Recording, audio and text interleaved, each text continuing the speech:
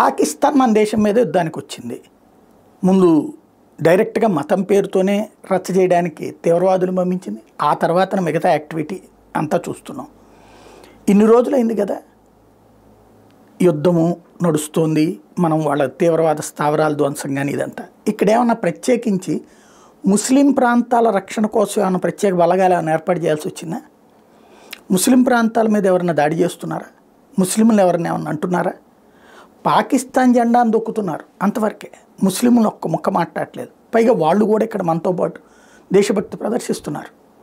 అంటే మన దేశంలో ఉన్న మత సామరస్యము లేదా ఉదారభావము బాధ్యతాయుత తత్వానికి సాక్ష్యం అది. ఇది ఎందుకు చెప్తున్నా అంటే బంగ్లాదేశ్ ఇప్పుడు స్వయంగా యూనస్ ప్రకటించాడు, హిందువులు ఉండే ప్రాంతాల్లో హిందువుల ఆలయాలు, హిందువులకు సంబంధించినటువంటి ప్రదేశాలు, హిందువులకు సంబంధించినటువంటి స్కూళ్ళు కాలేజీలు ఆ ప్రాంతాలలో మేము ప్రత్యేక భద్రత ఏర్పాటు చేస్తామని.